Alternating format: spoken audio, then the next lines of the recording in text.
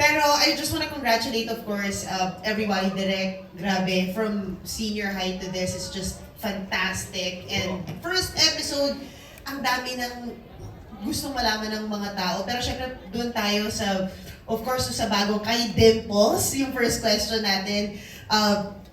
It took some time for you to accept, and now you explain to us why. Now that you did this, what were your preparations? Because we also saw you transform off cam. Medyo nakikita namin parang talagang nag-characterization, nag-immersion ka. Can you tell us? Can you share with us? Una, salamat kapatid. Thank you so much for being here. Ako siguro, just the preparations really are more psychological. Kasi parang this time we wanna attack it in a way that is mas textured. Hirap pala magsalita. Pagkabawal sabihin. Ako lang siguro parang with this, lagi akong naninimbang. Kasi syempre at the end of the day, dahil pamilyado akong tao, meron akong ipinapalit sa oras na yon. And very precious sa akin yung time ko with my family.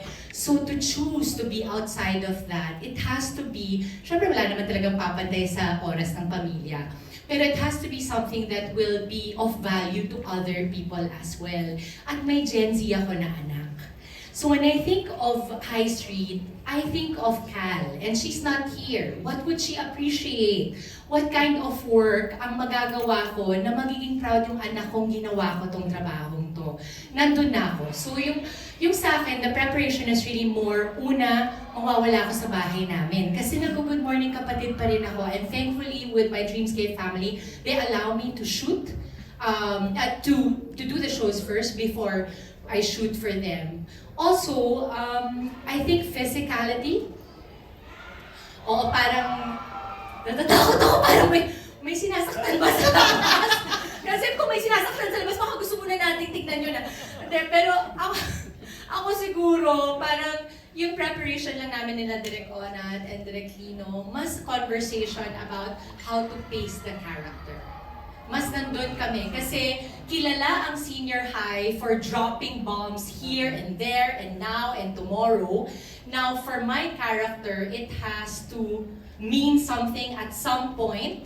And dapat, yung hindi ko pa nagagawa dati, yun naman yung laging binibigay ng Dreamscape sa akin nila, Direk Eric, na bago dun sa pwede kong i-offer. I think yun yung mahirap kapag lumaki ka na sa industriyang to. Yung challenge na is not even to compete with anyone, but yourself. Pag tinignan mo, I hope hindi nila ma-remember si Daniela dito. I hope hindi nila ma-remember si Celine dito. May mga ganun na kami. Thank you. Actually, hindi namin alam kung mabait ka dito o hindi. Ako din eh. Oh, hindi Para ba- lang alam nyo, ako rin, hindi ko rin alam. Oh! And thank you so much. Thank you, My Angie. next question is for the directors, Direk Onit and of course Direk Lino, because yun nga po, no, yung senior high, it dropped bombs and it opened conversation, especially to the Gen Z. And dito parang ang dami rin. We saw, without spoiling too much, no, we touched on tech, we touched on hacking, journalism as well, and the truths. Ano po yung naging deliberation nyo before nyo naisip na ito yung mga subject matters, no, that should be talked about, especially in such a huge platform that you have? Direk. Malawak po ang naging conversation with the creative people, the creative team, with the writers in choosing the issues that you'd want incorporated into the story. Kasi kung naalala nyo naman yung senior high talaga, it's a story that revolves around this suspense, mystery, drama, murder mystery. Pero nakapaloob doon yung mga maraming mga relevant issues. And we tried, yun ang pinaka naging brand ng show. And this being a continuing part of that series franchise. So sabi namin, kailangan ganun din yung flavor. It's a suspense mystery story, but it also incorporates very relevant themes and issues na relevant sa mga audience natin, particularly this age group, na kinabibilangan ng mga bida natin. So, yeah, we tried also to include issues that we haven't touched yet before, para hindi magkaroon ng repetition ng mga, kasi malawak yung na-cover ng senior high. So, pinili namin masusi yung mga issues na malatakan ngayon. And you'd be surprised some of the issues are kind of related to the issues that we have we have touched in senior high, pero somehow merong kakaiba at fresher approach. And lalo na sa mga mas older generation, you'd be surprised at some of the revelations that we show na issues na kinasasadlakan ng mga Gen Z. Kasi meron kami na-touch na minsan parang, ay, may ganun palang kinaindoban ng mga batang to ngayon. It's going to be an eye-opener for a lot of the audience, I think. Looking forward. Thank you po. Yes. Direk Lino, you want to add to that? Yeah, ako siguro what's interesting rin yung interplay ng generations. Sa trabaho natin, sa pamilya natin, there's always yung interplay ng iba't ibang mga henerasyon. Parang nung huling beses ako nag-direct, ibang gen yung mga kasama ko. Ito, dealing with Gen Z is very different, and something I learned while doing this show is yung Gen Z, we always talk about the beauty of how they embrace yung diversity. That's something our generation admires from you guys. Yung tolerance nyo, how you embrace diversity in each other. But I think something na natutunan ko naman sa show, di ba? Yung beauty naman of the collective. Na Gen Z is so interesting individually, but also together. Huwag natin i-underestimate yung generation na to. Because they will do great things. And I think this show is something that will show na pag magkakasama sila, when they work together, they can possibly overcome evil things. Yes, go.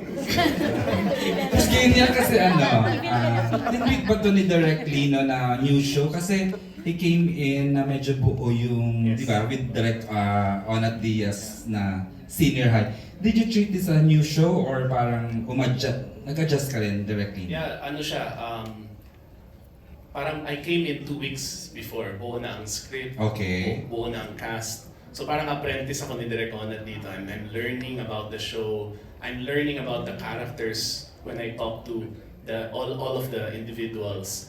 And ako yun yung beauty ng paggawa ng show. The things you learn while doing it and the things that you discover. So may mga eksena kami dito na after it's done, you discover something new. And I think that's beautiful. That's the beautiful thing about what we do.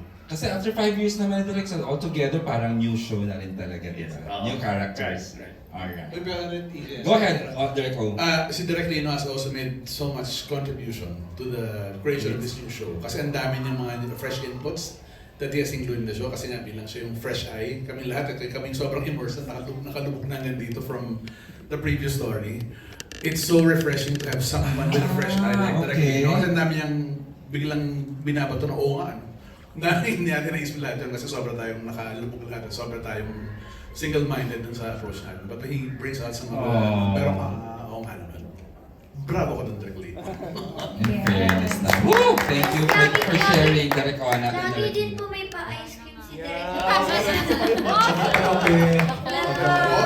Nasaan ba tayo ngayon? Sa Bonifacio High Street. Yun ang masarap, He was once a mayor here.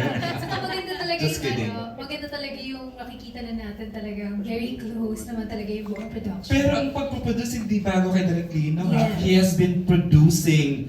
Siyang producer ng Batman, ng bagong Batman na showing soon. Yes. Tapos, pagiging director lang ang gustong balikan ni Direk Lino ngayon. Di ba? Miss Rain Entertainment, he heads Rain Entertainment. Yes. Okay? Congratulations Go, Miss Kenya. again to our directors and the cast. Pero, of course, may next question naman tayo. This question is coming from Janrel Cidro ng Kapamilya Universe. Janrel, where are you? Babasahin ba niya or are you gonna read it na lang? Basahin ko na lang for Go ahead. Alright. This question is for Andrea Brillantes. Kung yung senior high, it mostly talked about how money and connections work, anong relevant issue naman kaya i-discuss dito sa High Street? Actually, same lang din.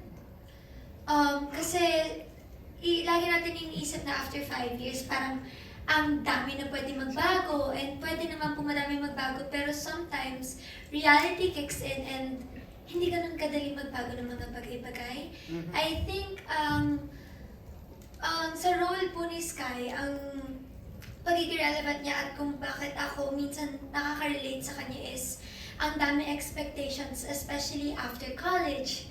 parang mag-expect ka na eto na, magsa-start na yung life ko, pwede na akong makakakuha ng promotion, makaka-move out na ako sa parents ko. Pero reality kicks in nga, and hindi siya ganun kadali. Ang trauma, akala natin 5 years is enough. Siguro naka-move on na si Sky, pero hindi din. May times na matitrigger siya, maaalala niya, magre-relapse siya. So I think madami pong matatouch si Sky na Gen Zs na hindi kung tingin mo na pe-pressure ka, baka pinipressure mo lang sarili mo. And hindi ka nag-iisa dito sa mga bagong graduates dito na dito din sa High Street, makikita nyo na we're all just trying to figure things out. Kami mga fresh grad, na bago lang kami sa world na to, na lahat kami nag-a-adjust kasi sanay kami sa four walls ng North Fort. Ngayon, mag-work na kami and sasama na kami sa pagbayad ng bill sa family namin. Na ang bigat pala ng responsibility sa outside world nang wala lang sa school. Kasi iba din yung stress namin as students. Ngayon naman as young adults entering the real world na sinasabi nilang work, ganon. So I think isa yun sa mga sana may tulong ni Sky na alam yun, chill lang, huwag niyo masyado i-pressure sarili ninyo. Actually, parang, di ba lately question yung kailangan bang responsibilidad ba ng batang tumulong sa magulang right after makapagtapos siya? Medyo malapit din yung writing character mo kung tutulungan mo ba si mama mo kasi di ba struggle.